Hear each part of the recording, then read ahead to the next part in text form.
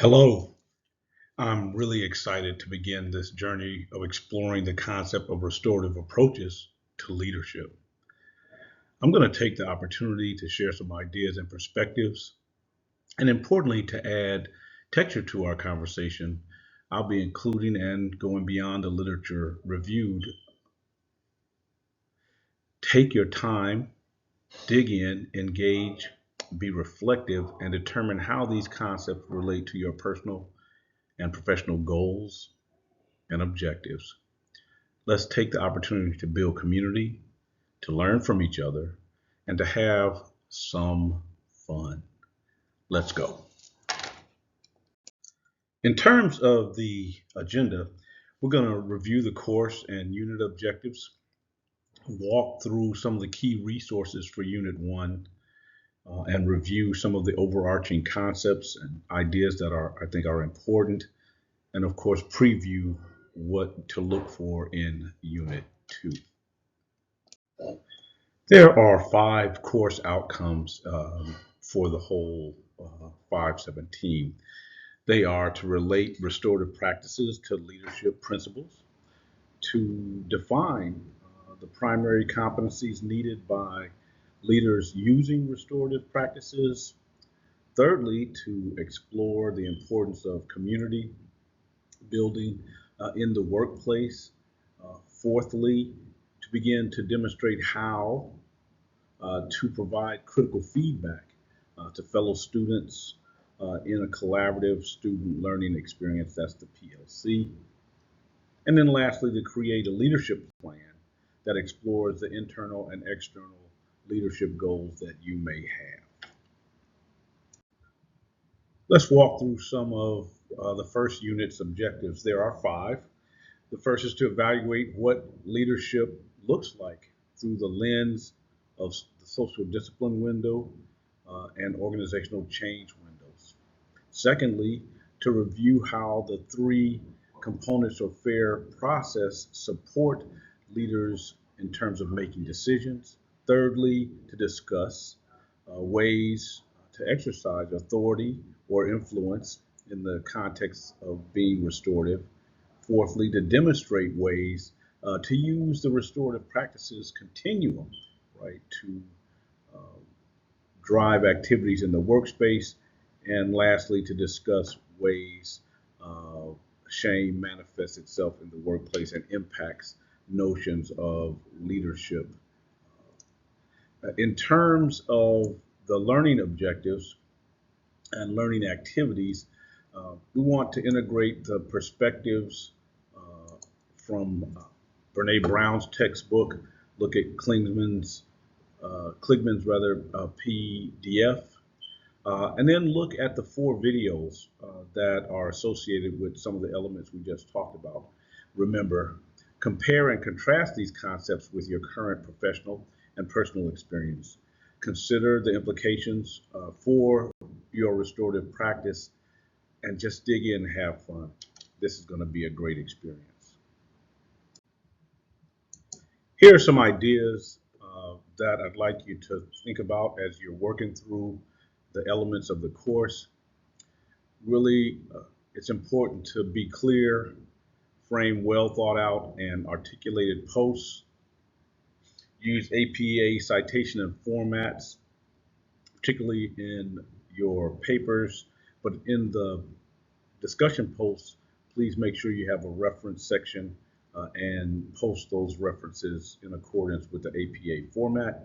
The summative post should reflect what you have learned in each unit, not simply a response to the comments that you got, though that's important as well.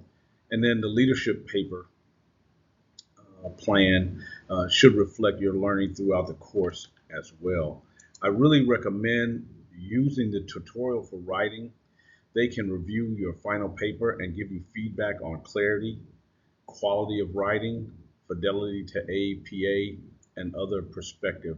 I actually used this when I took the 504 course earlier last semester. I wanted to understand the new APA guidelines myself, and the feedback was great. And frankly, I got an A on my paper, so I really would recommend that you consider using the tutorial at least for the last paper. Let's take the opportunity now to walk through some of the course material in this unit. First, we want to talk about the notions identified in Brene Brown's work, Dare to Lead. There are four things I think the author concentrates on: this notion of rumbling with vulnerability, which she articulates as a core skill, living into our values, braving trust, and learning to rise. Rumbling with vulnerability, this is a discussion or conversation slash meeting that's defined by a commitment to lean into vulnerability, to stay curious and generous, to stick with the messy elements of dealing with vulnerability. The next area is living into our values. What we mean is that we do more than profess our values, we practice them. We take care that our intentions, words, and thoughts, as well as behaviors, align with those beliefs. Next, the idea is braving trust. Here, boundaries are respected, reliability is a characteristic, accountability is taken, and the vault, that is this notion that you keep confidences uh, in terms of conversations and engagements. And related to integrity, you choose courage over comfort. And lastly, in this space, non-judgment. We can ask for what we need without being judged. Generosity is important to give grace in interpretations. Uh, Learning to rise is the last framework. In this concept, you are looking at developing high levels of resilience. This has three parts: reckoning, that is knowing that we're emotionally hooked on something, that acknowledgement; the rumble, where we go to the mat with what we learn or reckon with; and lastly, this notion of revolution. This consists of gauging all of the four skill sets.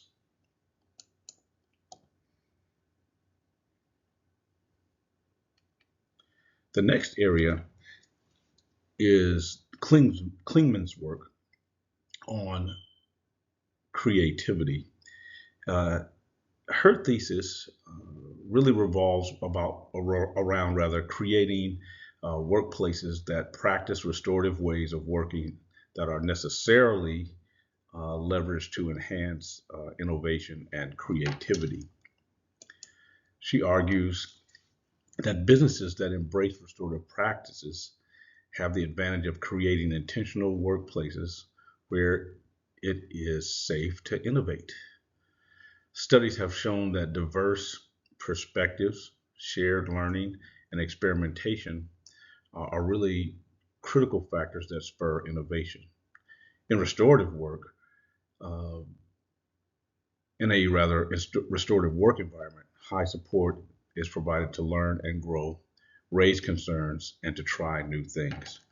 For me, this is a really powerful idea. It's underscored by my experience in a corporate context where we use tools to provide a divergent perspective to ensure that we consider as many ideas as possible, and then a structured perspective or process to converge on what the key themes, ideas, and ways forward look like using elements that drive democracy in this space so that everyone's ideas are heard and tried by these techniques.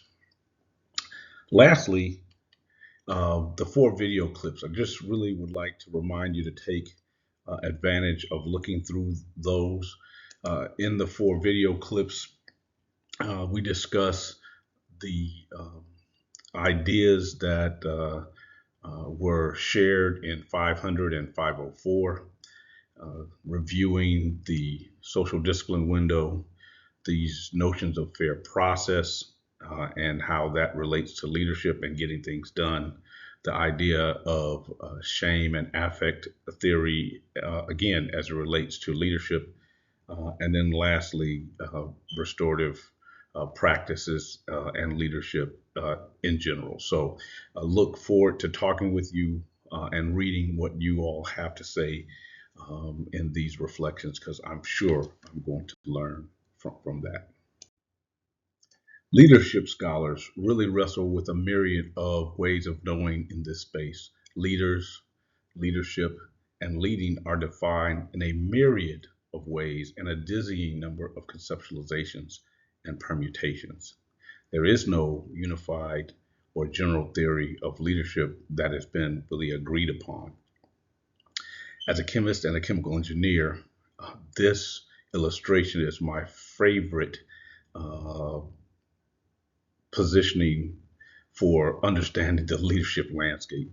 You can see here leadership studies incorporate context, individual traits, normative aspects, processes related to constructs, and a variety of methods employed to study this phenomenon. Restorative practice is about enhancing, preserving, and repairing relationships. And so, in this context, we are thinking about the notion of leadership. I'm a process oriented sort of STEMophile. That is, I resonate with the McManus and Perusi notion or view of this subject of leadership, and we're going to cover that in the next slide. McManus and Perusi frame leadership as having five components, and they look at leadership as a process by which leaders and followers develop a relationship and work together towards a goal or goals within a context shaped by cultural values and norms. And these represent the five elements that ought to be considered in this notion of a leadership dynamic. Again, in restorative practice, we're all about relationship. And so no leading takes place outside of the context of the leader and his or her cultural makeup and view, the followers and their cultural frames of reference, the goal that they're going after, the context that they find themselves in terms of the goals, and the cultural and societal norms and values that govern how they interpret reality.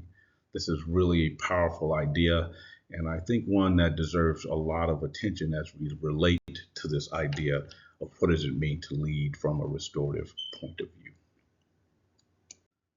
McManus and Perusi also talk about this notion of the power continuum.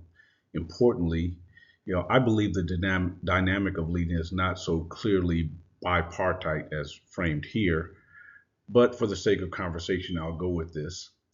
McManus and Perusi articulate the power continuum that surrounds leadership, really as noted in the illustration here. You see the construct in a latter discussion, you'll see it rather in a later discussion around Western and Eastern leadership frames of reference. But on the left-hand side, you see the struggle or the notion of the primacy of the leader. And on the right-hand side, you'll see the struggle or challenge around the primacy of the group. And balancing these needs and perspectives becomes really the essence or one of the essences of leading from a restorative point of view. All right, we've come to the end of our conversation for Unit 1. To give you a sense of some of the things we'll be looking for in Unit 2, there are 4 objectives for that unit: to generate ideas for your leadership plan and begin the engagement around your professional learning community activities, to consider something that you're uncomfortable with or would like to change in terms of your leadership practice. Thirdly, to formulate feedback for your classmates about their developmental leadership plans as they're building their idea toward the final paper. And so there's a lot of energy and opportunity to learn and share from one another. And then lastly, discuss the importance of self-reflection in terms of leading. It's important now that you take care, that you exercise balance in terms of getting your work done and all of the things that press on you and your attention. Invest in your education, and I hope you have a great time between now and the next time we talk. Take care.